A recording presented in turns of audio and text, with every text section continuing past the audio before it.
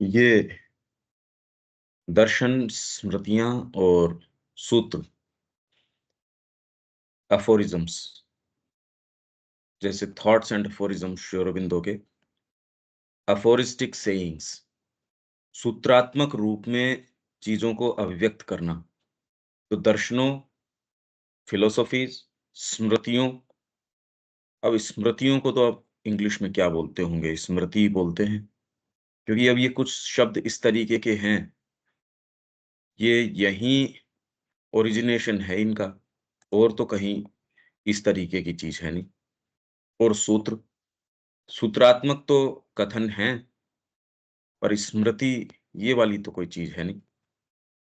का युग, वेद भारतीय संस्कृति का आध्यात्मिक और मनोवैज्ञानिक बीज है, और उपनिषद सर्वोच्च आध्यात्मिक ज्ञान एवं अनुभव के सत्य की अभिव्यक्ति, और यही सत्य सदा इस संस्कृति का उच्चतम विचार एवं चरम ध्येय रहा है, जिसकी ओर इसने व्यक्ति के जीवन को तथा जाति की आत्मा की अभिप्सा को प्रेरित किया।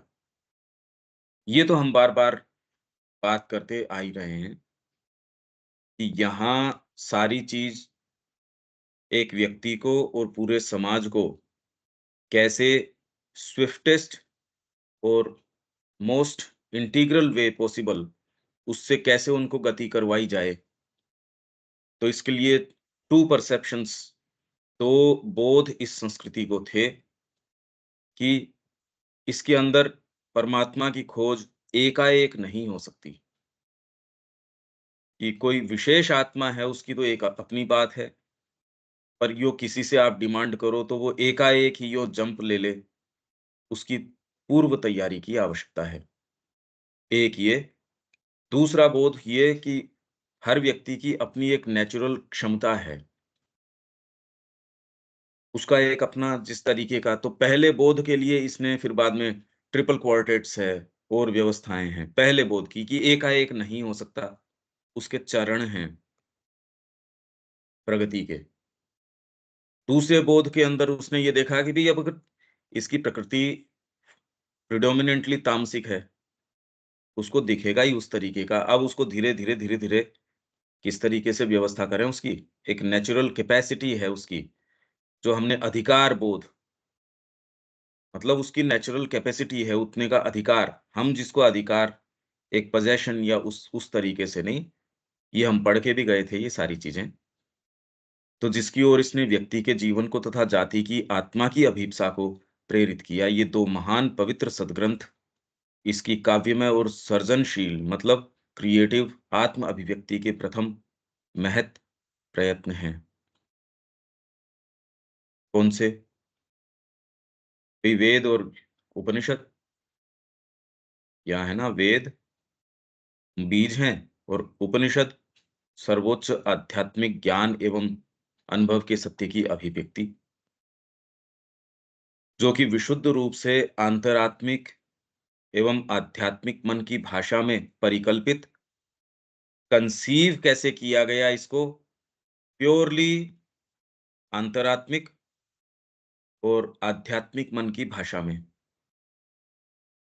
इसलिए अप्रोच करने के लिए भी वो ही मानसिकता चाहिए, जिस टेम्परामेंट में या जिस तरीके से उसको कंसीव किया गया है और वर्णित किया गया है, वही आपके जो मूर्ति कला है, इनकी जो बातें हैं कला की, कि जिस तरीके से उसको सामने लाया गया है, आप उसी भाव से जाओगे तो वो रिवील करती है आपको।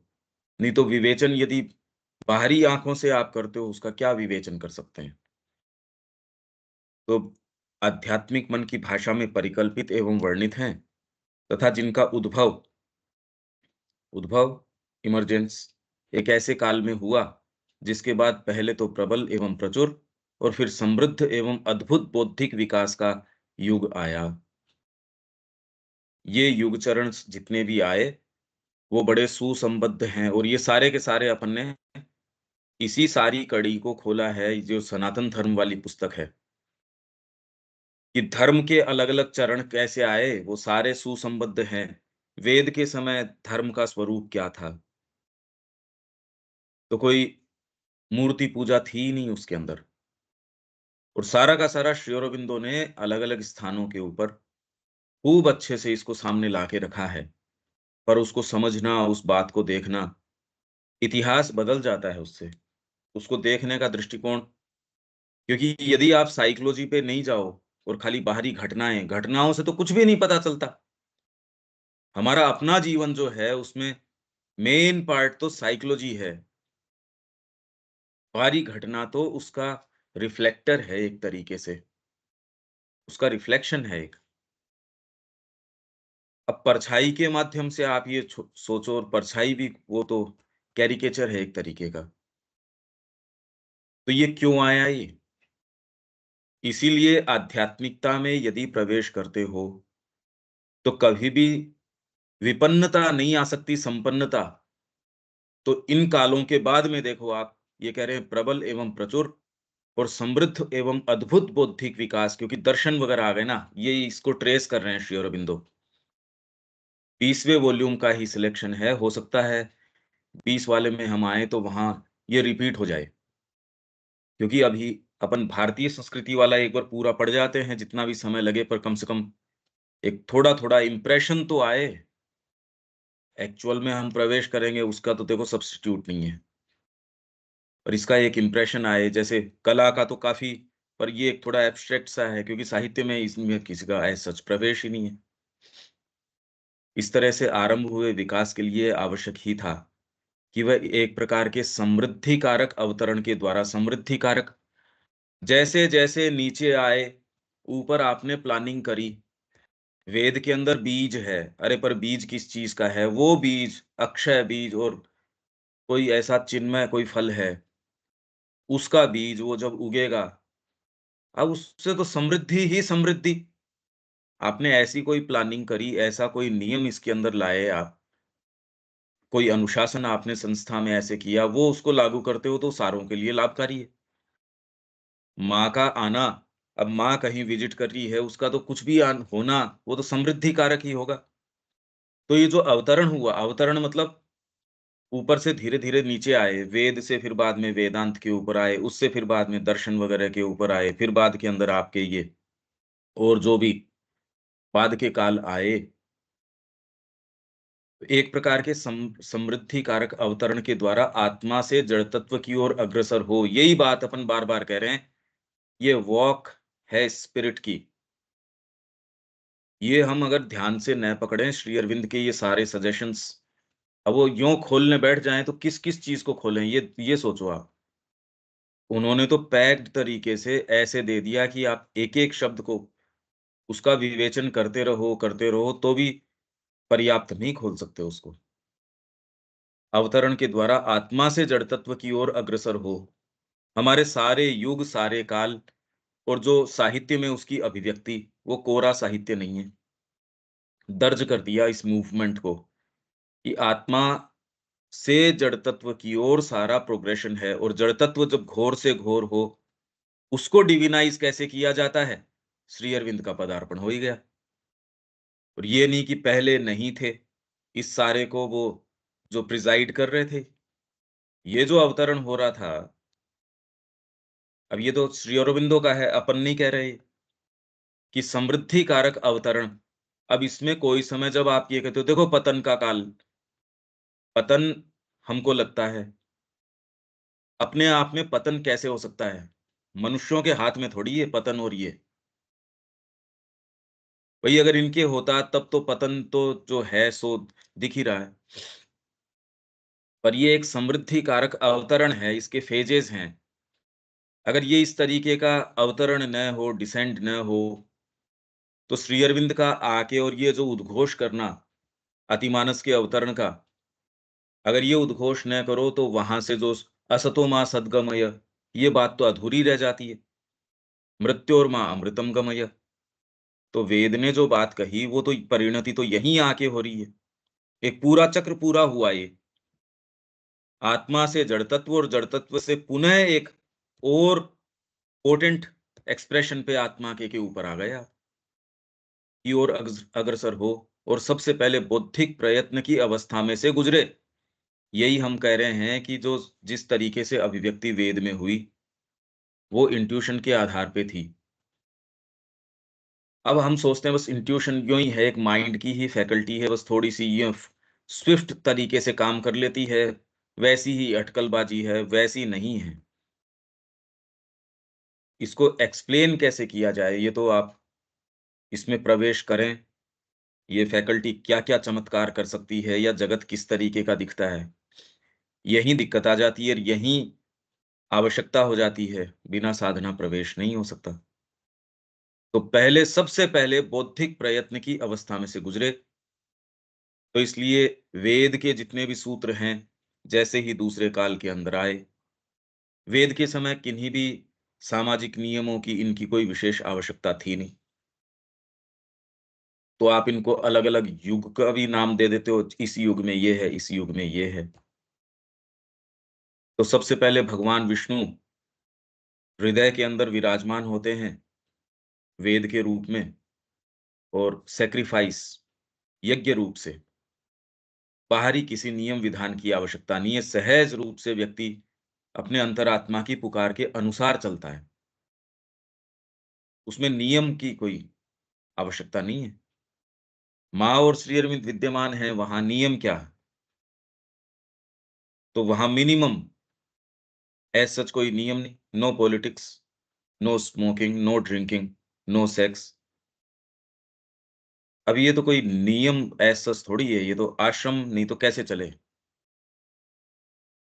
और ये भी कोई अगर और इंट्यूशन में रहने वाला हो, उसको ये कहे भैया यहाँ ये काम तो वो कहना थोड़ी पड़े उसको ये बात।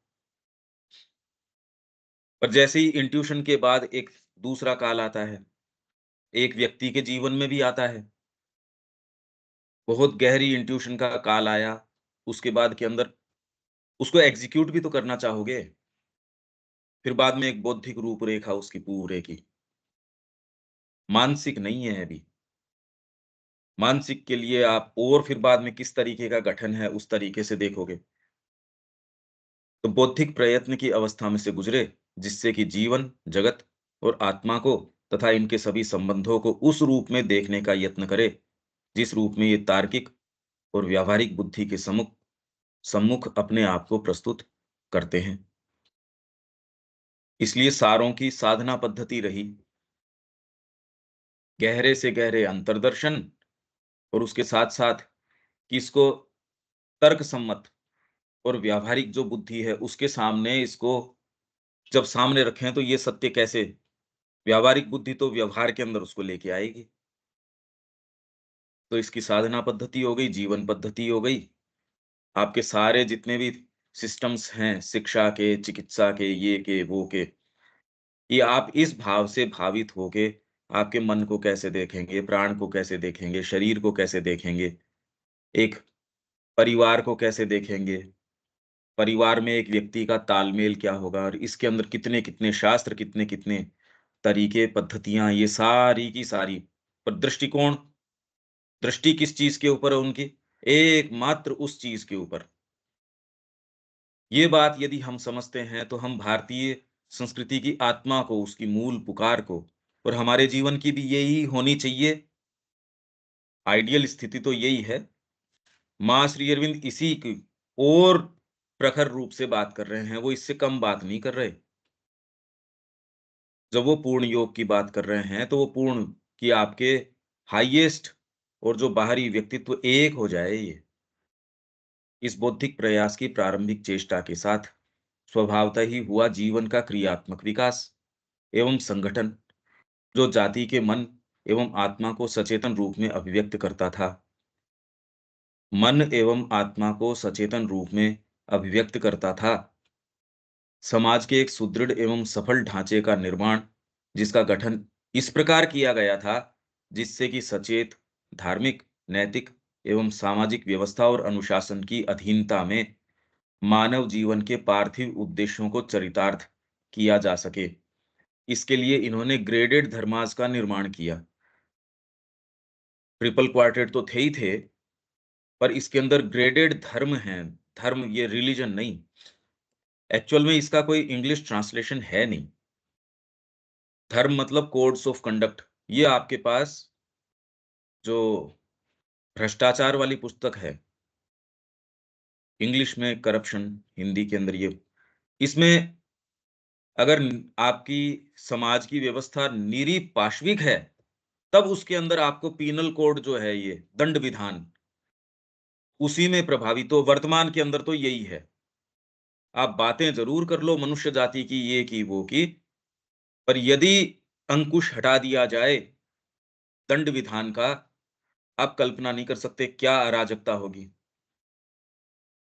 आप देख रहे हो कई, जैसे लंका में क्या हुआ, श्रीलंका में, या फिर आपके बांग्लादेश के अंदर क्या हुआ।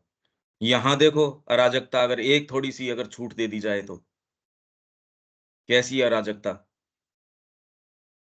तो ऐसे के अंदर अभी तो वर्तमान में मनुष्य जाति इस स्तर के ऊपर है। तो आप कह रहे हो मानसिक शिक्षा, कौन-सी मानसिक शिक्षा? अभी तो प्राणिक नहीं है, और मानसिक तो अभी तो बहुत दूर की, नहीं तो भई आप ये देखिए ना, ह्यूमन हर्ड किस स्तर के ऊपर है। तो पीनल कोड, फिर बाद में उससे ऊपर फिर आपके आते हैं एस्थेटिक और एथिकल कोड्स ऑफ कंडक्ट। इसमें अरे यार सुंदर बात थोड़ी है ये तो कोई सुंदर चीज़ नहीं हुई। गलती तो उसकी है ये तो मान लिया, पर अरे अपनी अभिव्यक्ति तो हम मर्यादित कर सकते हैं। तो इसमें एक दूसरी चीज़ आ जाएगी, दंड विधान उसको दूसरे तरीके से डील करेगा उस सिचुएशन को, और उसमें जैसे ही एस्थेटिक कोड आ जाएगा, और ये उसको बिल्कुल अलग तरीके से अब ये दिखा देगा, ये दर्पण है कि व्यक्ति या आपका समाज कितना सभ्य है या नहीं है। तो अभी तो कम दिखता है। हाँ, इंडिविजुअल लेवल के ऊपर तो फिर भी है। एक स्तर के ऊपर थोड़ी-थोड़ी ये चीज़ें प्रवेश करती हैं, जो आपको घोर पशु होने से रोकती हैं। प्रवेश सारों में करती हैं ये। आप, और इसीलिए साहित्य है, कला है, संगीत है, इसका राष्ट्रीय मूल्य है। श्री अरविंद ने कहा नेशनल वैल्यू ऑफ आर्ट। पर अभी तो इसको एक हॉबी या एक एक्स्ट्रा करिकुलर एक्टिविटीज़ के अंदर डाल डाल रखा है आर्ट को। ये कोई ये नहीं कि इसका वो इतना महत्व है ना, है नहीं। और सेंस भी नहीं है कि आर्ट क्या, ये तो हमने पढ़ा, देखा। फिर बाद में उससे धीरे-धीरे आप ग्रो करते हो। फिर स्पिरिचुअल कोड ऑफ कंडक्ट। अब बताइए कहाँ तो उसके पीनल कोड, इसीलिए कह रहे हैं द्विज के ऊपर राजाज्ञा लागू नहीं होती है। अरे वो राजाज्ञा से तो बहुत ऊपर है। उसने अपने आप के ऊपर, स्वयं के ऊपर जो अनुशासन लागू कर रखा है, वो तो राजाज्ञा क्या कर लेगी उसका? उसने तो बहुत सख्त अनुशासन, आत्मा का अनुशासन है उसके ऊपर। आप जिसको सो कॉल्ड स्वतंत्र कहते हो, स्वतंत्रता आती है आत्मा के अनुशासन से।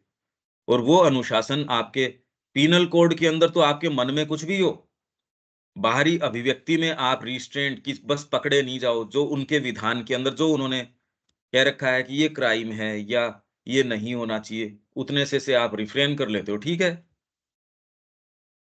एस्थेटिक कोड के अंदर आप और थोड़ा-सा भीतर जाते हो, ये कोई सुंदर बात थोड़ी है।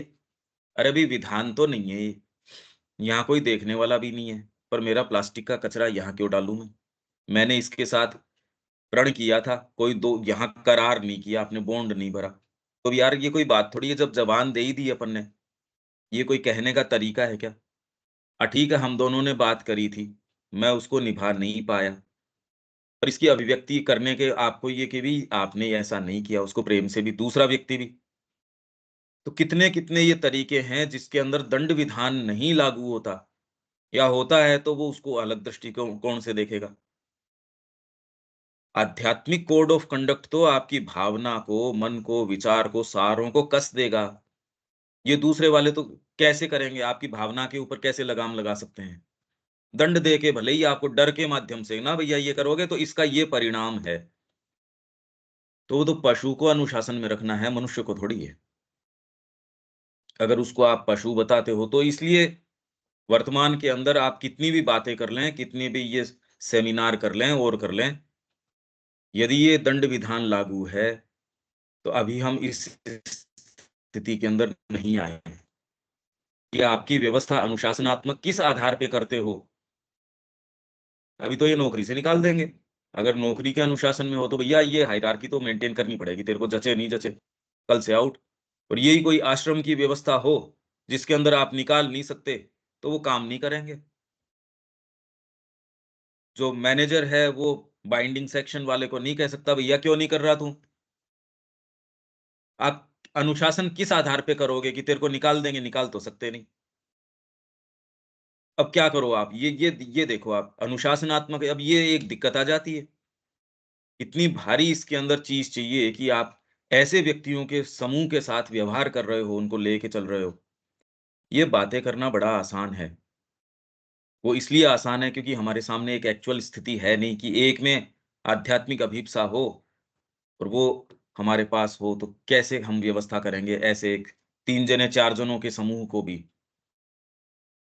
किस आधार पे अनुशासन होएगा? ये पूरे राष्ट्र को ये कर रहे हैं ये। इस आधार के ऊपर आप सोचिए तो सही, क्या ये व्यक्ति या कोई भी सरकार भी अगर हो, तो क्या ये व्यवस्था कर सकती है? राजा कैसे कर सकता है? दंड विधान के आधार पे। तो फिर तो वही व्यवस्था हो गई, दंड विधान। और यहाँ अगर दंड भी है तो किस दृष्टिकोण से? वर्ण कौन-सा है? आश्रम कौन-सा है? फिर बाद में देश, काल, पात्र। एक ही अपराध के लिए यदि वर्ण ब्राह्मण का है तो उसको एक विधान है, क्षत्रिय है तो उसको दूसरा विधान है। आप एक्चुअल में इसको गंभीरता से सोचोगे तो ये देखोगे कि किया कैसे ये? आप इंट्यूशन की इसकी बात करते हो, मैं कह रहा हूँ एक व्यक्ति के जीवन में जो कॉन्शियस व्यक्ति है, साधना अपना ली, उसको बेचारे को, सिंसियर व्यक्ति को उसको एग्ज़ीक्यूट करने में कितनी मेहनत लगती है। कह रहे यही तो साधना है। एक जो सिंसियर व्यक्ति है उसके साथ ये है, आप सोचो कि ये पूरे देश में इस चीज़ को एग्ज़ीक्यूट कर पाना और कोई एक दिन की बात नहीं, हज़ारों हज़ार साल इसको कैरी ऑन कर पाना, किस आधार की और किस मास्टरफुल जो पूरी प्रकृति पे आपका क्या अनुशासन है, आपका पूरा कमांड है उसके ऊपर, कि कोई चीज़ बाहर। और इसके अंदर वैरायटी देखिए आप, चिंतन जो है, हमने कहा इसकी चौथी महान शक्ति भारतीय भाव की पराकाष्ठाओं का परिमापन। पराकाष्ठाओं पे चले गए परमात्मा को एक्सट्रीम्स के ऊपर कि भी ये अद्वैतवाद है, ये वाद है, वो है। और सारों ने फिर लाके अपनी रिपोर्ट को इकट्ठा किया और इस सारे को मैपिंग कर दी। नहीं तो मैपिंग क्या हो? व्यक्ति चला गया पीछे तो कोई ट्रेस छोड़ के गया नहीं। आपको क्या पता मार्ग क्या है? व्यक्ति जाता है, एक्सट्रीम्स के ऊपर चला जाता है, वापस आता है मार्ग को ट्रेस करके, तभी तो मार्ग बता सकते हो। तो आध्यात्मिकता की ऐसी कोई चीज़ नहीं है, जो उसमें दर्ज नहीं है। मैं तो कह रहा हूँ इस विचार के ऊपर भी हम ये देखें तो मानवीय रूप से नहीं हो सकता ये। इसमें आप थोड़ा-सा ये देखें भी, आपके सामने एक जने की भी इस तरीके से हो, कैसे हो ये? हो कैसे? तो आप ये देखेंगे कि ये असंभव है ये इस तरीके से। कल्पना तक भी असंभव है इसकी, और ये चीज़ इन्होंने चरितार्थ की। तो इसलिए समाज ये है सचेत, धार्मिक, नैतिक एवं सामाजिक व्यवस्था और अनुशासन की अधीनता में मानव जीवन के पार्थिव उद्देश्यों को चरितार्थ किया जा सके। पर साथ ही मनुष्य की आत्मा को उसके विकास के लिए ऐसी सुविधा प्रदान की जा सके कि वह इन चीजों के द्वारा आध्यात्मिक स्वतंत्रता और पूर्णता प्राप्त कर सके। दृष्टि इसी के ऊपर थी। बाहरी यदि ग्रेडेड धर्म भी बनाए तो वो सीढ़ियां थी। कहाँ चढ़ने के लिए? इसके लिए आध्यात्मिक स्वतंत्रता और पूर्णता, जिसमें दो क्वार्टेट थे, वो तो आरोही थे, ऊपर चढ़ते हुए थे, आश्रम और पुरुषार्थ। वर्ण है, वो आरोही नहीं है। इसमें ऐसा नहीं है कि शूद्र सबसे नीचे है, ना। वो तो भाव है, अंतरात्मा उस चीज के माध्यम से वो एक स्वभाव भीतर लेके आई है। उसमें उसको सहजता है, पर पूर्ण कर्म के लिए चारों ही भाव उसके अंदर, उस प्रिडोमिनेंट जो भी है, एक है या दो है, उसके माध्यम से औरों को विकसित करेगी। करने के बाद में जो गीता कह रही है, पहले सरफेस भाव से आप स्वभाव पे आए और स्वभाव से मध्य भाव। जो भगवान की निज प्रकृति है, उनकी जो परा प्रकृति है, उसमें धीरे-धीरे प्रवेश करते हो आप। आप सोचिए तो सही कि सारी चीज़ सुसंबद्ध है, कहीं भी और कोई दूसरा उद्देश्य नहीं सामने रखा और ये उद्देश्य रखने के कारण ही, के बावजूद नहीं, के कारण ही ये समृद्ध रहा और जिन राष्ट्रों ने एकमात्र बाहरी चीज़ को उद्देश्य बनाया, वो भी नहीं कर पाए, भीतर का तो उनका उद्देश्य ही नहीं था। तो अब जीवन में हमको अगर प्रचुरता चाहिए, समृद्धि चाहिए, कुछ भी चाहिए, अंतरात्मा के पास जाने से ही सारी चीज़ हो सकती है, नहीं हो सकती। ये हज़ारों हज़ार साल से इस देश ने तो इसके लिए रहा है ये, इसने सारी अभिव्यक्ति करी है इस चीज़ की। अपने अधिक चिंतनात्मक अब ये जो सेंटेंस जो सनातन धर्म में मिलते हैं, वो ओरिजिनली देखो अब ये बातें अब इनको नहीं जोड़ा जाए तो ये सेंटेंसेस समझ में नहीं आते। इंप्रेशन डालते हैं, हाँ, हाँ, समझ गए, पर किया कैसे? श्री अरविंद ने तो कितना वास्ट व्यू एक दे दिया। एग्ज़ीक्यूशन के उदाहरण फिर बाद में इनको जोड़ना, इलस्ट्रेशंस, एक्चुअल में कैसे किया? ये बात जब आपके कोर्ट रूम में हो, तो क्या उस समय कैसे लागू करो? उसको ये कहे कि अब हमारा उद्देश्य तो परमात्मा है, कोई ऐसे बैठ के ये कोई उपदेश नहीं करते थे। उसको जो उस समय अगर दंड विधान है तो वो है, पर आधार क्या है उसका? ऐसा थोड़ी है कि माँ और श्री अरविंद उसको जो डिसिप्लिनरी एक्शन नहीं लेते होंगे, जिसके ऊपर आवश्यक था उसके ऊपर। जिसको जिस भाषा में जवाब देना है, कहीं स्टर्न जवाब देना है, कहीं क्या करना है, कर ही रहे थे। पर सारे का आधार क्या था? नौकरी से निकाल देंगे, ये तो था नहीं। ये आध्यात्मिक अभिप्सु है, उसको अनुशासन किस आधार पे करोगे? तो इनके पत्र हैं, पत्र व्यवहार सारा का सारा हमको इस चीज़ का फर्स्ट हैंड और तो कोई देता नहीं ना, और तो आप अगर पुरातन साहित्य देखते हो तो वो कोई ये वाली बातें नहीं आपको एक सैद्धांतिक चीज़ें दे देंगे। एक्चुअल्स क्या होते हैं जब आप प्योरली इसमें जाते हो और आपकी और दूसरी प्रकृतियाँ सामने आती हैं। शिक्षा वाला आता है, अपनी समस्याएँ देता है, 12वाँ वॉल्यूम पूरा उससे डील कर रहा है। और दूसरे डिपार्टमेंट्स वाले आते हैं, वो क्या-क्या उनके इश्यूज़ हो सकते हैं, आपसी हो सकते हैं, उनका जो जो कार्य क्षेत्र है, उससे संबंधित हो सकते हैं। फिर बाद में उस कार्य क्षेत्र को करते हुए साधना के उनके हो सकते हैं। उन सारों को प्रैक्टिकल टर्म्स के ऊपर जितना सुंदर तरीके से माँ श्री अरविंद ने हाँ, दूसरे फिर बाद में जो करते हैं, वो तो योग के तो फिर भी वो बातें करेंगे। इसमें ध्यान में ये हो जाएगा, वो हो जाएगा। और उस हाईएस्ट चीज़ को लाना यहाँ प्रैक्टिकल तरीके से करना, अपने-अपने तरीके से लोगों ने किए हैं, पर वो उनके उद्देश्य से सीमित हो जाते हैं। भई उनका उद्देश्य जो होता है, कई अनुशासन तो बहुत अच्छा मेंटेन करते हैं, जितना कि हम मेंटेन कर ही नहीं सकते। ये जैसे सनातन संस्था है, इतना बढ़िया ये मैनेज करते हैं कि अकल्पनीय, वहाँ जाओ तो समझो कि ये ऐसा भी हो सकता है। है, कहीं कोई दिक्कत नहीं, कोई बात नहीं। और थ्रू एंड थ्रू इतना अनुशासन और ये भी नहीं कि दिखाने के लिए। कहीं भी जाएँ तो कहें जी ऐसे व्यक्ति तो कोई आश्रम का भी नहीं था। अपने हरिद्वार के अंदर वो रुके, कुंभ के समय, इतने जने मिनिमम उनका पता ही नहीं चला कि कोई 8 जने रुक रहे हैं क्या बिल्डिंग के अंदर। अरे कोई तो आवाज़ आए, कभी तो मोबाइल बजे, कुछ नहीं। ये नहीं बैठे मोबाइल के ऊपर इधर-उधर कर रहे हैं, बिल्कुल भी नहीं। आपस के अंदर कोई इधर-उधर एक-दूसरे की कर रहे हैं, कभी नहीं। हमेशा जो व्यवहार है आप कह रहे हैं यार ये हमेशा इधर रहता है, तो मिल सकती हैं। पर वो श्री अरविंद लेके चल रहे हैं, उनके समय में वो लोग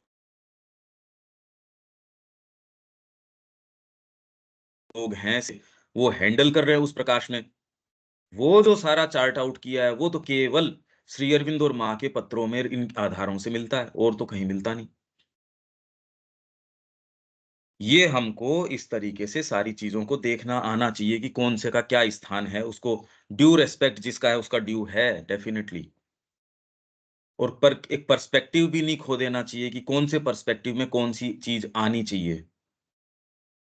अपने अधिक चिंतनात्मक प्रयास में भारतीय मन की प्रवृत्ति एक ओर तो श्रमसाध्य दार्शनिक विचारधारा के रूप में प्रकाशित हुई, जिसने कि महान दर्शन पद्धतियों का रूप धारण किया, और दूसरी ओर इसका फिर बाद में ये नीचे आ गया। ये हैं बादरायण के वेदांत पहला, उत्तर मीमांसा, कपिल का सांख्य, पतंजलि का योग, कणाद का वैशेषिक, गौतम का न्याय, जैमिनी का कर्म, पूर्व मीमांसा। ये 6 आपके हो गए, वेदांत, सांख्य, योग, वैशेषिक, न्याय और कर्म।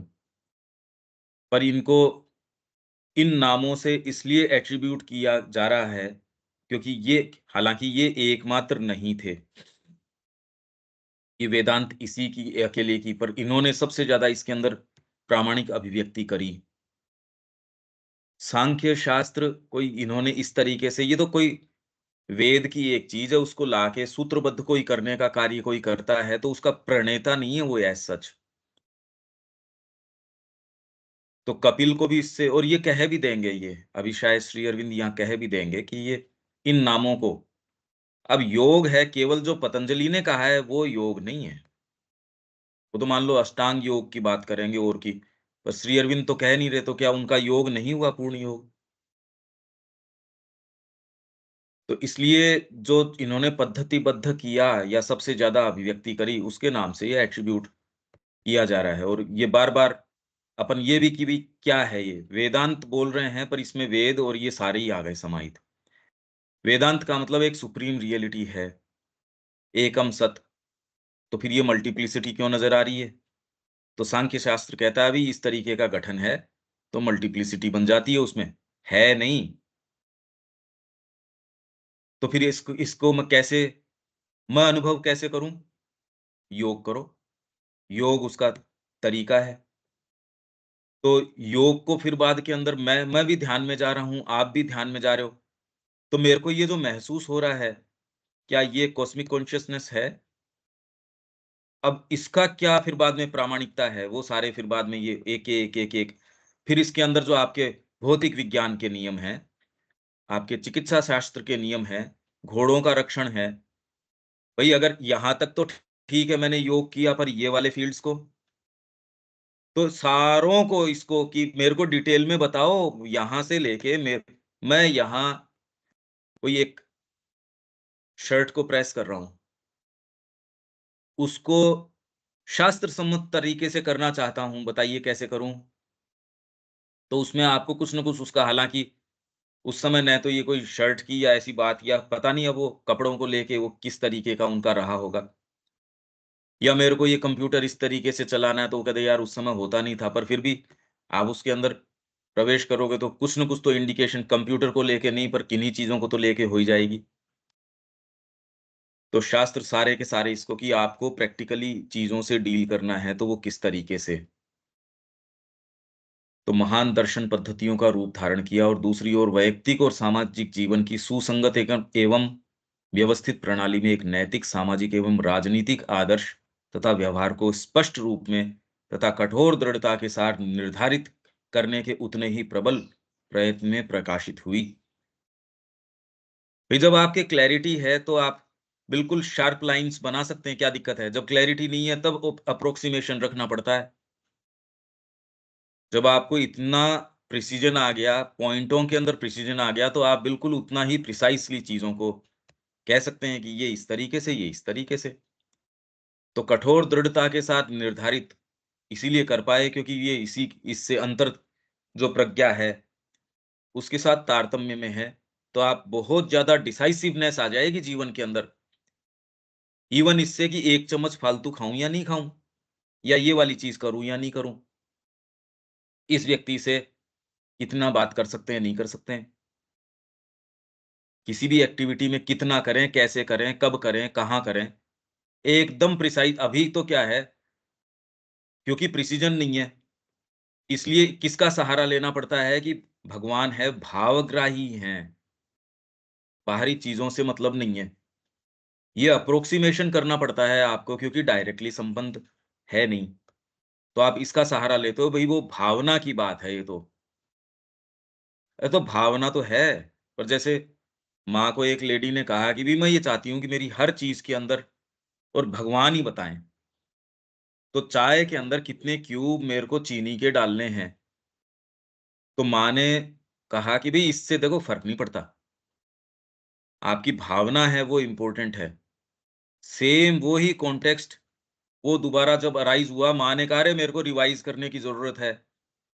परमात्मा का आपके साथ विशिष्ट संबंध है और उसके लिए मैटर करता है ये, कि आप कितने क्यूब्स डालते हो। बशर्ते आप उससे पूछना जानो, तो वो आपको अपना टेस्ट बता देगा। मेरे से जो चाय बनवाएगा, हो सकता है उसके अंदर 2 क्यूब या 1 चम्मच डलवाएगा। आपसे जो चाय वो पसंद करता है, उसमें 3 चम्मच डलवाएगा। और ये कोई ऐसी नहीं है आर्बिट्रेरी सी चीज़, एकदम फिक्स है ये तो, अगर आप पूछना जानो। तो इसलिए इन्होंने जो पूरा चार्ट आउट किया, नहीं कैसे कर सकते थे आप सोचिए। इतनी डिटेल के अंदर, इधर मुँह करके ये काम करो, इस समय ये काम करो, ये व्यक्ति हो इसके साथ ये मतलब खाली वेदी का निर्माण, यज्ञ की वेदी, व्यक्ति, उसकी पद्धति, उसी से ब्राह्मण ग्रंथ डील कर रहे हैं। कितने-कितने ब्राह्मण ग्रंथ, ये तो एक पतली सी बुकलेट वो सारा आपको मैनुअल वही इनफ होता। तो ये डिटेल कैसे आती है? क्योंकि आध्यात्मिकता कभी भी जिसको हम जनरली ये मानते हैं, ये एक एब्स्ट्रैक्ट सी चीज़ है, हवा में है, आसमान में लकीरें अंगुलियों से खींचना है। भावना से ये भी कर लो, ये भी ठीक है, भावना से ये भी कर लो, ये भी ठीक है। ये अप्रोक्सिमेशन तो रखने पड़ते हैं, क्योंकि क्लैरिटी नहीं है। वही जैसे शिक्षा में आपके तो खेल-खेल के अंदर ये सीख लो, खेल-खेल में गणित सीख लो, क्योंकि उसको रुचिकर अरुचिकर के ऊपर उतार लाए आप। उचित-अनुचित पे है नहीं, हम भी नहीं है, तो हमारी पद्धतियाँ भी नहीं है। उसके जो परिणाम हैं, वो जीवन भर रुचिकर, अरुचिकर के चक्कर में पड़ा रहता है, तो सही चीज़ तो हमेशा ही चूक निकलेगी। जैसे ही रुचि शब्द आता है, वैसे ही सही चीज़ तो रहेगी नहीं, क्योंकि रुचि तो उसमें लो जो सही है। तो वैसे ही ये प्रणालियाँ कठोर और सुदृढ़ क्यों? मैं इसके कुछ साइकोलॉजिकल एनालिसिस के अंदर अगर ये चर्चा नहीं करो, तो ये उल्टा और आता है इसका असर कि कठोर दृढ़ता से एकदम ये तो आप तो कह रहे थे वहाँ, अंतः प्रज्ञा से चल रहे थे।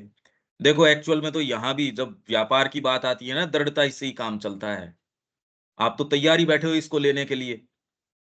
जब इससे बात करनी पड़ती है, तब ऐसे ही दंड विधान ही काम में आता है, वहाँ किताबों में ही चलती है ये बातें। नहीं, ये नहीं कह रहे ये थोड़ी कह रहे हैं। प्रिसिजन आ जाएगा। आपने गणेश जी को हूबहू देख लिया, अब बनाओगे उसमें प्रिसिजन नहीं आ जाएगा क्या? पहले तो कल्पना के आधार पे बना रहे थे, अब जो बना रहे थे तो ठीक बना रहे थे। अब अगर कल्पना के आधार के ऊपर नहीं आपने देखा और सामने वाले से कह रहे हो, तो कहे मैं इनकी सूंड थोड़ी-सी इधर मोड़ दूँ, अरे कहे ऐसे नहीं मोड़, इधर होएगी। तो कहते इससे क्या फ़र्क पड़ता है? अरे कहा फ़र्क पड़ता है, मैंने जो देखा हूबहू वो बनाना। और अगर कल्पना के ऊपर आधारित होके उसको बना रहे हो, तो किधर भी मोड़ लो, क्या फ़र्क पड़ता है? कि कोई गणेश जी आके आपको कह दें कि भैया ऐसे मत बना तो ये अलग बात है। तो सारी चीज़ हम जो आध्यात्मिकता में ये गोलमोल बातें करते हैं, वो इसलिए ही करते हैं कि आप ऐसे कैसे कह सकते हो डायरेक्टली उसको, ऐसे क्या क्या बातें हैं ईद क इसीलिए कह सकते हैं। दूसरे को गोलमोल इसलिए करनी पड़ती है। वो बहुत अच्छी लगती है वो गोलमोल वाली और वो इस इसका सीधा-सीधा ये प्रामाणिकता है कि वो गोलमोल कर ही इसीलिए रहा है। पेंटिंग में प्रिसिज़न नहीं आ सकेगा, जैसे मैंने आपको बताया। एक आपके पास ब्लूप्रिंट के अंदर एक-एक सेंटीमीटर का उसने आपको नाप दे दिया आर्किटेक्ट ने, प्रिसाइज़ली बना लोगे। तो आध्यात्मिकता आपको बिल्कुल प्रिसाइज़ कि ये शब्द बोलूँ या नहीं, आधा अटक जाएगा मुँह में अगर मना हो जाएगा भीतर से तो, वहीं रुक जाएगी चीज़। पेंसिल से ड्रॉ कर रहे हो, भीतर से आया वहीं रुक जाएगी। तो जब वो चीज़ इनके बैकग्राउंड में थी इसीलिए कठोर सुदृढ़ता के साथ निर्धारित करने के उतने ही प्रबल प्रयत्न में प्रकाशित हुई, जिसके फलस्वरूप प्रामाणिक सामाजिक ग्रंथों या शास्त्रों का निर्माण हुआ। प्रामाणिक जिनमें से सर्वाधिक महान एवं प्रामाणिक है प्रसिद्ध मनुस्मृति। हमारा किसी का प्रवेश नहीं, पुस्तक ही नहीं। कितना बवाल अभी मनुस्मृति को लेके चल रहा है, हमको कम से कम ये होना चाहिए कि भी इसको देखें, श्री अरविंद की लाइट के अंदर इसको जोड़ें, इससे हमारा इसमें प्रवेश हो। दार्शनिकों का कार्य था आत्मा, मनुष्य और जगत के जो सत्य अंतर्ज्ञान, अंतः प्रकटन एवं आध्यात्मिक अनुभव के द्वारा पहले से ही उपलब्ध हो चुके थे और वेदों तथा उपनिषदों में लिपिबद्ध थे, पहले से सारे उपलब्ध किए जा चुके हैं। मतलब आत्मा, मनुष्य और जगत के जो सत्य, अंतर्ज्ञान, इंट्यूशन, अंतः प्रकटन, रेवलेशन, आध्यात्मिक अनुभव, स्पिरिचुअल आपका एक्सपीरियंस, प्रकृति का सारा प्रयास इसी के लिए है, लाइफ डिवाइन में है। ये 4 धाराएँ उसने अपनाई, जिसके अंदर रिलिजन, ओकल्टिज्म, ये हमने उस संबंध में बात करी थी कि रिलिजन होना ही क्यों चाहिए? क्योंकि जितना रक्तपात, जितना भेद, विभेद, ये सारा का सारा धर्म के नाम के ऊपर हुआ है। भारतीय ये सनातन धर्म के नाम पे नहीं, पर अपने आप में धर्म के नाम के ऊपर जितना हुआ है, तो इसीलिए तो ये इससे प्रभावित होके कि आपका विभेद तो करवाते हैं ये धर्म, और प्रेम करवाती है मधुशाला। वहां जाके धर्म के बंधन टूट जाते हैं। दोनों बैठ के एक टेबल के ऊपर शराब पी रहे हैं साहब। भाई इसी बात से तो आ रही है ना वो बात, कि धर्म का आपने, अगर अफीम है ये एक तरीके की, जैसे जो ये कार्ल मार्क्स वगैरह कह रहे थे, कि अफीम चटा रखी है इनको। तो ये बात क्या है ये? तो श्री अरविंद ये कह रहे हैं कि प्रकृति ने 4 धाराओं का अनुसरण किया। किसके लिए? जिससे कि आप रियलिटी के संपर्क में आ जाओ। तो मनुष्य चाहो न चाहो, ये उसकी सहज प्रवृत्ति के अंदर है। प्रकृति ने ये 4 धाराएँ पकड़ी। इसमें एक है रिलिजन, जो आपकी ये जो जो भी आपको दिख रहा है, उसके अलावा कोई रियलिटी की ओर इंगित करता है। तो आप कितने ही बड़े साइंटिस्ट हो, तो भी कुंभ में जाने में आपको कोई ये नहीं, "अरे यार, यहाँ आनंद आता है।" या आप कैसे भी कुछ भी हो, रथ यात्रा में जा रहे हो, मूर्ति पूजा कर रहे हो, कि इसमें परमात्मा कैसे? कहा ठीक है, वो अपना फील्ड है, ये अपना फील्ड है। तो पहला धर्म, फिर ओकल्टिज्म। इन दोनों का आपस के अंदर संयोजन भी रहा, विभेद भी रहा, अलग-अलग इसके रूप भी आए, कैसे-कैसे, क्या-क्या हुआ। ये बड़ा व्यापक परिप्रेक्ष्य से अगर देखो तो आप चीज़ों को देख सकते हो। चीज़ों के फिर मूल के अंदर जा सकते हो। तीसरा, फिर फिलॉसफी या स्पिरिचुअल थॉट, और चौथा स्पिरिचुअल एक्सपीरियंस। ये एक्चुअल एंट्री है। चौथा वाला जो है, ये एक्चुअल एंट्री है, इसी के लिए और सारे काम कर रहे थे, कि आपको स्पिरिचुअल एंट्री मिल जाए, तो आध्यात्मिक अनुभव। इसी के लिए है, इससे आप रियलिटी के संपर्क में आते हो और उस रियलिटी को हूबहू वैसा का वैसा दर्ज कर देते हो। वेद और वेदांत, ये कह रहे हैं उसके उसके रिकॉर्ड्स हैं, में लिपिबद्ध है। अंतर्ज्ञान, इंट्यूशन, रेवलेशन और स्पिरिचुअल एक्सपीरियंस। तो इसमें जाना चाहिए, इसी के अंदर जाना चाहिए। ये जीवन की सार्थकता यही है। भई ये अगर हमको उपलब्ध हो सकती है और ये है सपोज़, लेटेंट है, तो लोअर पोटेंसी पे क्यों काम करना चाहिए? ये उपनिषदों में लिपिबद्ध थे। उन्हें वे सुव्यवस्थित करके तर्क बुद्धि के सम्मुख सत्य सिद्ध करें। कौन? ये जो बाद की जो चीज़ें आई, ये तो लिपिबद्ध हैं। आत्मा, जीवन और ये जगत, इन सारों को, मनुष्य, इनके सत्य को तर्क बुद्धि के सम्मुख, माइंड की एक फैकल्टी है ना ये अलग-अलग, उनके सामने सत्य सिद्ध करें, योग के द्वारा। तो इसलिए कोई माइंड का व्यक्ति है, वो भी प्योरली ये धारा का विच्छेद नहीं हुआ, जैसे पश्चिम में हुआ। उन परंपराओं के अंदर ये तार जो था, इंट्यूशन पहले थी, वहाँ भी ऐसी सभ्यताएँ रहीं, वेद के समकालीन, जब वो प्रतीकात्मक और चीज़ों का, ये का, वो का प्रयोग करते थे, मिस्टिक्स थे। और धीरे-धीरे उनके वो जो धारा का विच्छेद हुआ, तो चिंतन की जो प्योरली मेंटल हो गई और उसका कोई इससे इंट्यूशन से कोई मतलब रहा नहीं। तो उसने अपने ही रूप ले लिए। अब मूल से विच्छिन्न होके यदि आप चल पड़े, तब उसमें क्या है? अब गंगा कहाँ बची वो? मूल से आ रही है, चाहे उसकी धाराएँ बाँट दी, पर अगर मूल से विच्छिन्न हो गई तब तो आप ये कहोगे अब ये क कौन-सी ये तो है नहीं, ये तो गंगा है नहीं भई। तो गंगा नहीं है तो फिर बचा क्या उसमें? तो इसलिए वो विच्छिन्न हो गई। यहाँ हमेशा आज भी कोई भी परंपरा जो तब से चली आ रही है, आज भी उसको ट्रेस बैक कर सकते हो आप।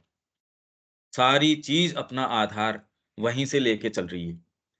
तो इन्होंने अपने कोई भी प्रणाली चाहे चिंतन की है, जीवन की है, किसी चीज़ की भी, तो तर्क बुद्धि के सम्मुख सत्य सिद्ध करें और साथ ही इस ज्ञान पर प्रतिष्ठित ऐसी साधन पद्धतियों का निर्देश एवं क्रमबद्ध प्रतिपादन करें। मतलब ग्रेजुअली, स्टेजेस बाय स्टेजेस। ऐसे नहीं जैसे बुद्ध जो ये इसमें था कि या तो आप मनुष्य ये जो सांसारिक मनुष्य हो या आप वो हो। अरे तो बीच की भी तो स्टेज बनाओ। जंप कैसे करेगा व्यक्ति? इतना बड़ा जंप नहीं ले सकता। ये कभी भी भारतीय संस्कृति ने ये काम नहीं किया। किसी भी अवस्था पे हो, कैसे भी हो, उस समय आपको जहाँ हो, वहाँ आपके लिए हेल्प ऊपर से दी गई। नीचे से आपको जो है सपोर्ट दिया गया। ये सारी व्यवस्थाएँ, नियम कानून नहीं है ये। ये सपोर्ट सिस्टम है, बाध्यता नहीं है। बाध्यता होना एक होता है, सपोर्ट सिस्टम एक होता है। तो क्रमबद्ध प्रतिपादन करें जिनसे मनुष्य अपने जीवन का सर्वोच्च लक्ष्य चरितार्थ कर सके। जिस विलक्षण पद्धति से ये कार्य किया गया, वह अंतर्ज्ञानात्मक मन की क्रिया का बौद्धिक मन की क्रिया में परिणत होना दर्शाता है। अंतर्ज्ञानात्मक मन की क्रिया का बौद्धिक मन की क्रिया में ये अभी जो हम अपने इनपुट्स ले रहे हैं, वही जो जयपुर में भी बात चल रही थी, हम इंद्रियों के माध्यम से लेते हैं। वो मन को देता है, मन बुद्धि को देती है। और फिर बाद में निर्णय डिपेंड करता है आपका इंक्लिनेशन या ओरिएंटेशन किस तरीके का है, तो जगत नज़र नहीं आता। इनपुट ही गलत दृष्टिकोण से है। तो आप काफ़ी आग्रह रखते हैं आपके सोच पे, विचार पे, इस पे, उस पे और आप ये सोचते हैं कि इसी के माध्यम से कुछ निकाल पाएँगे निष्कर्ष। रॉन्ग एंड से पकड़ रहे हैं, इससे कैसे निकलेगा? ये तो भीतर इसलिए वेद का सेंट्रल नोशन क्या है? इंट्यूशन आती है या इंस्पिरेशन आती है, वो आप में एक नई कोई चीज़ डाल के चली जाती है। वो प्रस्फुटित होती है। वो फिर बाद में आपके भावना का, कर्म का, ज्ञान का, इन सब का सत्य अब उजागर करती है। नहीं तो आप ये देखते हो कि जगत भई हम में से कौन-सा ऐसा है जो आग्रह नहीं करता कि मैं तो जानता हूँ, मैं तो समझता हूँ आध्यात्मिकता क्या है या ये चीज़ क्या है। जगत में ये चीज़ें ऐसे काम करती हैं, ये ऐसे होता है। प्रक्रिया है ये उल्टी। भारतीय संस्कृति ये जानती थी, तो अंतर्ज्ञानात्मक मन जो है, इंट्यूशनल जो मेंटालिटी है, वो फिर बाद में आपके बौद्धिक अब मन को, बुद्धि को अब ये सारे जो वर्गीकरण है हमारे बीइंग का, ये भी विशेष श्री अरविंद ने प्रदान किया इस तरीके से। नहीं तो मन जो है अंतर्ज्ञानात्मक मन और दूसरी कोई भी पद्धतियाँ हैं, इसको वाइटल से ले लेगी मन। मन को जनरली यहाँ ये माइंड और माइंड की भी अलग-अलग है फिर बाद में। सावित्री में भी असेंशन आप देखते हो। पहले तो सटल फिजिकल, फिर बाद में जो लोअर किंगडम्स आ जाते हैं इसके लाइफ के और ये सारे के सारे आप देखो ना असेंशन उसके अंदर कि हम ये बात करते हैं पर मैं आपको अभी खोल के दिखाई देता हूँ जिससे कि हमेशा ये हम बात ही करके रह जाते हैं आप एक्चुअल तो कभी उसके उसको खोल के देखते नहीं। ये इसकी अगर इंडेक्स आप देखोगे तो ये क्या प्रोग्रेशन कर रहे हैं इससे कुछ आइडिया आ जाएगा आपके कि ये कैसे हुआ।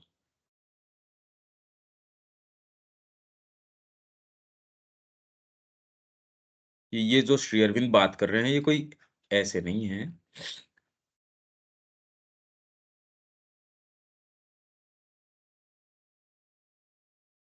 जो इसका स्टेयरकेस की बात आती है, वर्ल्ड स्टेयर, अब ये देखो, ये ट्रेवलर्स ऑफ द वर्ल्ड्स, इसके अंदर वर्ल्ड स्टेयर, इसमें तुरंत में आपके भौतिक से किस में प्रवेश करोगे, तो इसमें सटल मैटर आ गया, किंगडम ऑफ सटल मैटर। इसके अंदर श्री अरविंद ये कह रहे हैं कि धरती के ऊपर जो कुछ भी है, जो यहाँ अगली दिखता है, भद्दा दिखता है, वो इस सटल जगत के अंदर ब्यूटीफुल है। जो यहाँ ब्यूटीफुल है उसकी तो आप कल्पना नहीं कर सकते, डिवाइन है वो तो वहां। अब फिर ये glory and fall of the life of life, आपके प्राण के तत्वों में आपने, पर प्राण वो जो बिल्कुल निम्न, फॉल ऑफ लाइफ, फॉल के बाद में little life, God heads of kingdoms, फिर गॉड हेड्स, फिर उसके बाद kingdoms and godheads of greater life. आपके प्राण की उच्चतर क्षमताएं वो क्या कर रही हैं, उनके किंगडम्स क्या हैं, उनकी भव्यताएं क्या हैं, और ये काव्यात्मक कल्पना नहीं है। आप सोचो, बस श्री अरविंद ने ये कह दिया, ये सारी हमारी चीजें हैं और ये कार्य कर रही हैं अभी। ये नहीं है कि हम में से किसी के अंदर भी कार्यरत नहीं है, कार्यरत तो सब में ही है ये। Kingdoms and godheads of the greater life, descent into night, worlds of falsehood, mother of evil, sons of darkness, फिर डिसेंट इन नाइट, ये आ गया कि लाइफ इसके अंदर घोर इसमें चली जाती है, कि रोने में भी उसको आनंद आता है, बार बार रह रह के वो ही चीजें पुरानी वाली उसको कुरेदते रहेंगे, उसमें आनंद लेते रहेंगे। ऐसे जगत जिसमें, इसमें श्री अरविंद बात करते हैं, होप जैसी कोई चीज नहीं है। ये जो डिसेंट इनटू नाइट, इसमें श्री अरविंद जो वर्णन कर रहे हैं, हालांकि ज्यादा कोई कंड्यूसिव ये पढ़ने लायक चीजें हैं नहीं, तो वैसे ही हम सारे दिन वैसे डिप्रेशन में रहते हैं, इनका चित्रण नहीं करना ही ज्यादा बढ़िया है। फिर paradise of the life gods, उसके बाद अब लिटिल माइंड आ गया। आप देख रहे हो ना प्रोग्रेशन इसका। और श्री अरविंद ऐसे ही नहीं कहे कि बस ऐसे ही है, ऐसी थोड़ी है, कितने कितने पेज ले रहे हैं ये इसके पीछे, आप ये देखो। लिटिल माइंड आ गया, ग्रेटर माइंड आ गया, kingdoms and godheads of greater mind. और इसके अंदर जब वो किंगडम्स और गॉड हेड्स जब वो कह रहे हैं, तो इसके अंदर पूरा आपको एकदम एग्जैक्ट चित्रण दे रहे हैं वो। हमको लगता है वो काव्यात्मक, इसलिए आपको अप्रोक्सीमेशन में जाना पड़ता है, मानवीय टर्म्स में सोचते हो ऐसा होता होगा, फिर आप समझ जाते हो कि आप, हाँ हाँ, इसने लाइनें खोल दी। क्या खोल दी? बिना साधना प्रवेश कर सकते हो क्या इसके अंदर? मेरे से छूट नहीं रही मेरी ये छोटी छोटी आदतें। साधना जिस चीज की डिमांड करती है वो करती है।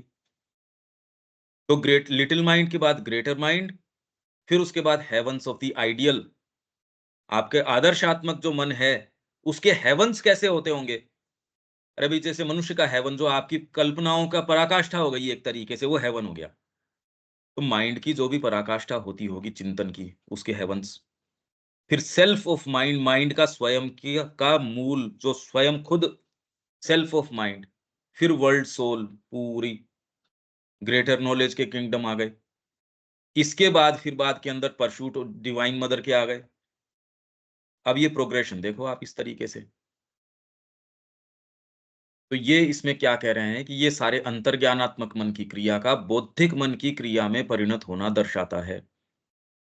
और उस संक्रमणकालीन, मतलब ट्रांजिशनल अवस्था की छाप और उसके रूप को बनाए रखता है। मतलब ये जो ट्रांजिशन हुआ, किसका? अंतर्ज्ञान से मन की अभिव्यक्ति किस तरीके से होगी, अंतर्ज्ञान की अभिव्यक्ति एक तरीके से होगी। वो ही व्यक्ति डीप अपने उसमें जाके भजन गा रहा है, अरे पर सारे समय, अब वो पढ़ाएगा भी, वो कोई ऐसी एक्टिविटी में भी जाएगा, थोड़ा सा उसको थोड़ा क्रोध भी आ सकता है, किसी के अंदर ऐसी एक्टिविटी है कि कुछ और करना पड़ सकता है। तो ये तो अंतर्ज्ञानात्मक मन की क्रिया का बौद्धिक मन की क्रिया में परिणत होना दर्शाता है। और उस संक्रमणकालीन, ये अंतर्ज्ञान से आप बुद्धि में की छाप और उसके अनुरूप उसके रूप को बनाए रखता है। ये तो देखो, अब ये ऐसी चीजें हैं शब्दों के माध्यम से जितनी खोली जा सकती हैं, या ये सेंटेंसेस जितने खोले जा सकते हैं, उसका फिर भी मैं, जो समय सीमा है या जो भी हमारे पास है, पर अब एक एक को हम पकड़ें, उसमें जाएँ और श्री अरविंद इनके बारे में क्या-क्या कह रहे हैं। कोई भी एक संदर्भ पकड़ लें, फिर उसको एक्चुअल में थोड़ा कुछ दिन तक उसमें जाएँ।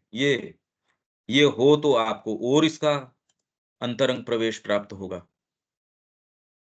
पर ये कह रहे हैं श्री अरविंद, और ये अगर इसको देखो तो इसके निष्कर्ष बड़े प्रोफाउंड निकलते हैं, इसके बहुत गंभीर बातें निकल के आती हैं इसके अंदर से।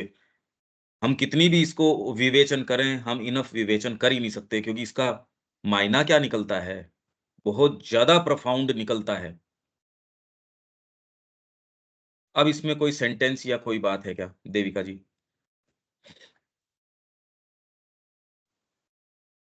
नहीं पंकज भाई, कोई प्रश्न नहीं है। दीपक? नहीं पंकज, कुछ नहीं। हाँ, उर्मिला जी? प्रणाम। मुझे लगता है आत्मोपनिषद नाम का जो उपनिषद है, जो सबसे छोटा है, लेकिन वो पढ़ने के बाद जो अद्भुत आत्म तेज प्राप्त हो जाता है, उसके द्वारा ये चारों जो आपने कहा, धर्म, ऑकल्टिज्म और आत्मा का एक्सपीरियंस, वो उसमें प्रवेश। चौथा है, स्पिरिचुअल थॉट और स्पिरिचुअल इसमें एक्सपीरियंस। ये हाँ, प्रकृति ने 4 धाराएँ अपनाई सुप्रीम रियलिटी तक जाने की, और इसका मैं आपको, आप चाहें तो रेफरेंस दे सकता हूँ कि ओकल्ट जो युग रहे या लोग रहे, उनका धर्म के साथ फिर बाद में अगर इंटरैक्शन होगा, या धर्म का व्यक्ति है उसमें ओकल्टिज्म जब प्रवेश करेगा, तो क्या लाइकली सिनेरियोज होंगे, उसमें कुछ हो सकता है कि डिस्कॉर्डेंसेस आएं, या फिर ये तो बहुत बहुत ज्यादा वास्ट फील्ड है, बहुत वास्ट फील्ड है ये। जी जी। तो आत्मोपनिषद के जो 18 सूत्र है ना भैया, वो सूत्र बहुत ही ज्यादा आत्म तेज तैयार करते हैं। तो हम्म। अगर आप वो रिकमेंड करते हो, तो हम एक बार वो ग्रुप स्टडी करते हैं, तो सब प्रवेश आसान हो जाएगा और कुछ नहीं। टेक्स्ट शेयर कर दीजिए उसका, उसका अ, उसका टेक्स्ट अगर हो, बिना हाँ टेक्स्ट तो हाँ, कैसे कैसे होगा? जी जी, टेक्स्ट अवेलेबल है। मैंने तो ये यूट्यूब में पढ़ा था, तो मैं देखती हूँ। हाँ, तो अगर उपलब्ध टेक्स्ट तो हो कहीं ही से जाए। मिल जाता है। आत्मोपनिषद नाम है, सबसे छोटा उपनिषद है। उसमें ये हाँ। 18 सूत्रों के अलावा कुछ भी नहीं है। लेकिन आज तक किसी ने उसे रिकमेंड ही नहीं किया। वो पता नहीं इतना ढका ढका रहा है। और मुझे तो लगता है कि हमारे स्पिरिचुअल इनिशिएशन के लिए वही जरूरी है। भाई अभी तुरंत के अंदर तो श्री अरबिंदो जो कह रहे हैं उसको हम स्ट्रिक्टली पकड़ के चल रहे हैं, और अदरवाइज तो फिर हमारे पास कोई आधार ही नहीं रह जाएगा सिक्योर ग्राउंड पे चलने का। जी सही। तो हाँ, हाँ, रविकांत जी क्या बोल रहे हैं? मैं कह रहा था पहले की बात है, ये पुस्तक के बैक साइड में जो है शायद आत्मोपनिषद माता जी ने जिक्र किया है इसका, मेरे को यहाँ तक ख्याल है। कहाँ? पहले की बातें की पुस्तक के बैक साइड में, आखिर में। अच्छा, अच्छा, तो अच्छा, ठीक हाँ है। जी, शायद। बाकी मैं ये और जो चल रहा है उसके बारे में आप कुछ कहना चाहेंगे? नहीं, आज कुछ नहीं कहना चाहूंगा मैं। ठीक है। विवेक? नहीं भैया, कुछ नहीं है। अपन श्री अरविंद का भी फिर सर्च करते हैं कि उन्होंने इसके बारे में कुछ कहा है क्या? अगर वो मिल जाता है तो और एनलाइटनिंग होगा। तो यहाँ विराम देते हैं, फिर हाँ मिलते भैया। हैं। जय श्री माँ। जय श्री राम, जय श्री राम, जय श्री राम। जय श्री